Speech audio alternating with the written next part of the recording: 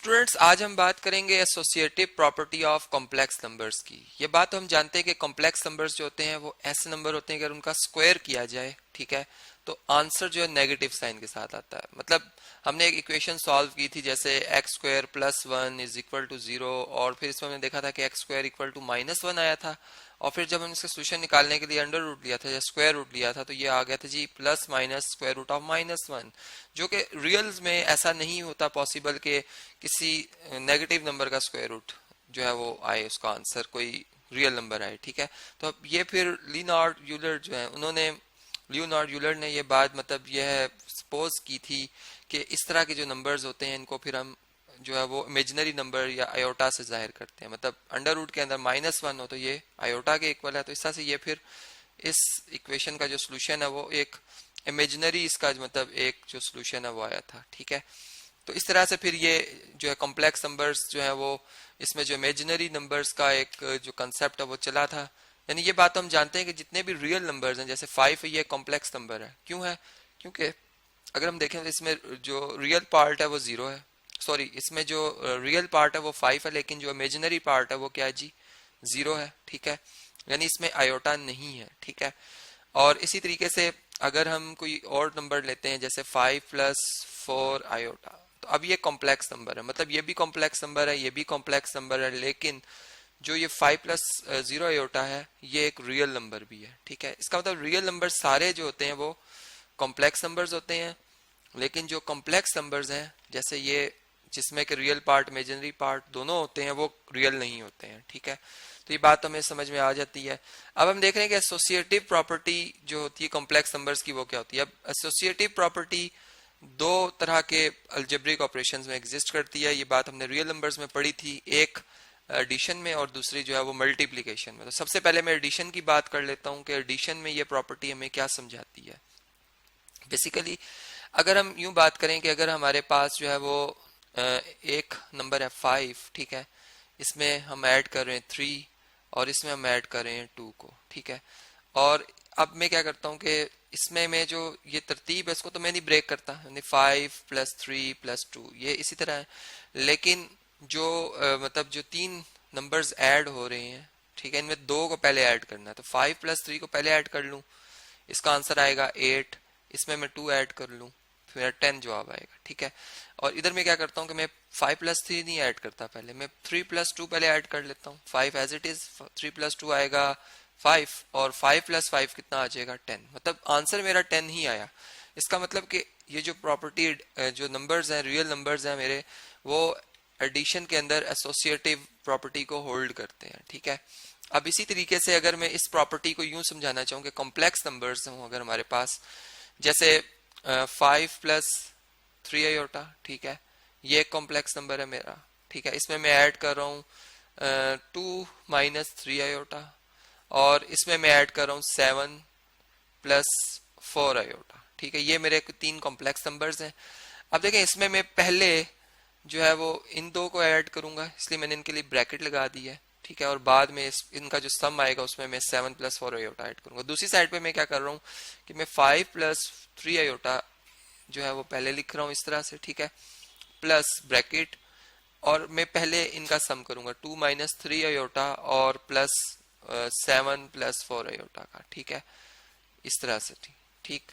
तो अब आप देखेंगे इनका आंसर क्या आएगा। यहाँ पे अगर हम देखें तो रियल पार्ट्स में ऐड होते हैं, ये एडिशन का एक रूल है, ठीक है, कि जो मतलब अगर हम रियल लाइफ से भी देखें तो अगर हमारे पास दो इस तरह से डायमेंशंस हों, एक्स एक्सिस और वाई एक्सिस के लॉन्ग, ठीक है, तो रियल नंबर में एक जो होती है डायमेंशंस को रियल एक्सिस कहते हैं हम, ठीक है, और एक को हम कहते हैं इमेजिनरी एक्सिस, ठीक है, इमेजिनरी एक्सिस।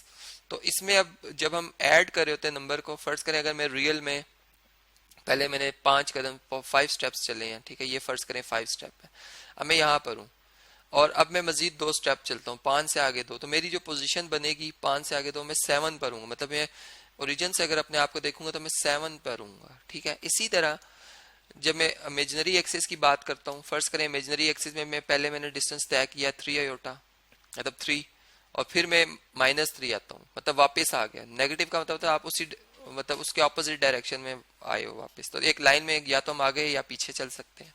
तो वापस आ गए तो इसका मतलब मैं अब कहाँ पर हूँ, मैं जीरो पर हूँ। ठीक है, बिल्कुल वही बात आपने यहाँ पर रखनी है कि जो हमारे पास ये नंबर लिखा हुआ है, ठीक है, जिस तरह 5+2 तो ये 7 बन जाएगा, मतलब ये एक अलग डायमेंशन है। ठीक है, रियल एक्सिस है तो ये रियल पार्ट ऐड होंगे और इमेजिनरी पार्ट ऐड होंगे, तो 3+3 में प्लस करेंगे -3 तो 0 आयोटा आ जाएगा। ठीक है, ये आपका ये नंबर आ गया और इसमें आप ऐड कर रहे हैं 7+4 आयोटा को। ठीक है, अब आप इन दोनों नंबर्स को जब ऐड करते हो फिर वही बात के रियल और रियल, मतलब रियल पार्ट्स एक अलग डायमेंशन है, इसको आप अलग से ऐड करोगे, 7 ऐड हो जाएंगे 14 आ जाएगा, और 0 आयोटा और 4 आयोटा ऐड होंगे, कितना आ जाएगा जी 4। 0+4 4 होता है, 4 आयोटा। ठीक है, तो ये आपके पास आंसर आ जाएगा। इसी तरह अगर हम 5+3 आयोटा, अगर आपने ये लिखा है, ठीक है, और इसमें आप ऐड कर रहे हैं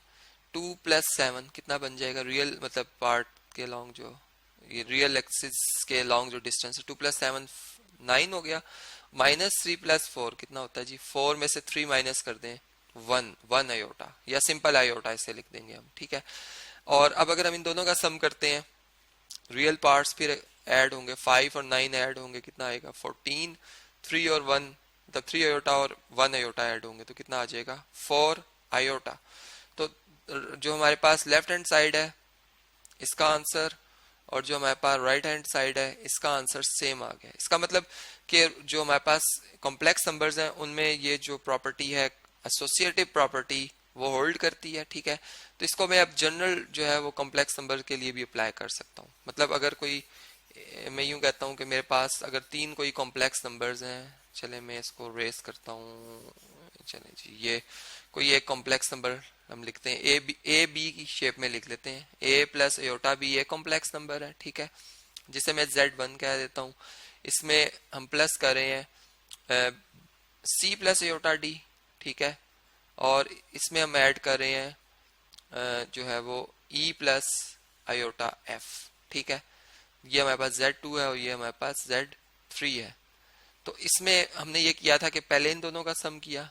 ठीक है, इन दोनों का सम, इसको मैं ब्रैकेट में लिख देता हूँ इस तरह से, और दूसरी साइड पर हमने क्या किया है, A+ आयोटा बी को पहले नहीं ऐड किया, बल्कि यहाँ पर जो लास्ट 2 टर्म्स हैं, मतलब C+ आयोटा डी, या लास्ट 2 कॉम्प्लेक्स नंबर जो है C+ आयोटा डी और जो E+ आयोटा एफ है, हमने इन दोनों को ऐड किया पहले। ठीक है, और फिर इसमें आंसर में A+ आयोटा बी ऐड किया, तो इस तरीके से ये हमारे पास जो है ये आंसर आ गया। फिर इसी तरह यही प्रॉपर्टी अगर हम जो है वो मल्टीप्लिकेशन में समझना चाहें, जैसे कि अगर मैं कोई नंबर लेता हूं, ठीक है, यहाँ पे चले मल्टीप्लिकेशन लिख लेते हैं, अब मल्टीप्लिकेशन की बात कर रहे हैं।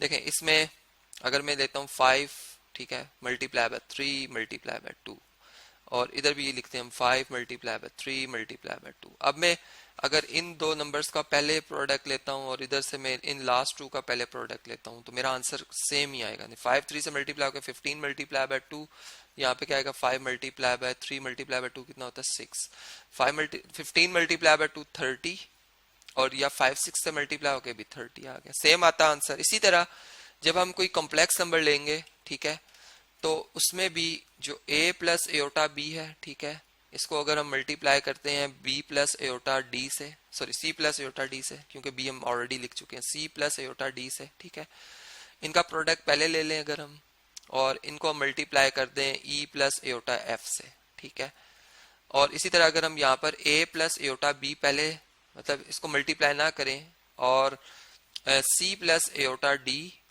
और E+ आयोटा एफ, ई यहाँ पे प्लस लिखते हैं आयोटा एफ, अगर हम इनका प्रोडक्ट ले लेते हैं, ठीक है, और फिर उसका A+ आयोटा बी से प्रोडक्ट लेते हैं तो ये आपस में बराबर आएगा। ठीक है, अब ये अगर आप इसको मल्टीप्लाई करना चाहते हैं तो आप इस सिंपल जो वे होता है A+ आयोटा बी को जब हम C+ आयोटा डी से मल्टीप्लाई करते हैं तो इसका ये तरीका होता है कि आप पहले A जो है वो इन दोनों, मतलब जो C+ आयोटा डी इनसे मल्टीप्लाई करते हो, ठीक है, और उसके बाद जो आयोटा बी है, मतलब रियल पार्ट भी दोनों से, इस कॉम्प्लेक्स नंबर के दोनों पार्ट से मल्टीप्लाई होता है, ये दोनों टर्म से मल्टीप्लाई होता है, और इस तरह जो इस पहले कॉम्प्लेक्स नंबर का सेकंड टर्म है वो भी जो है वो C से भी मल्टीप्लाई होगा और आयोटा डी से भी। फिर इसके ऊपर आप डिस्ट्रीब्यूटिव प्रॉपर्टी लगाकर मजीद इसको सिंप्लीफाई करेंगे तो इस तरह से आप देखेंगे कि दोनों रिजल्ट्स हमारे जो हैं वो सेम आते हैं।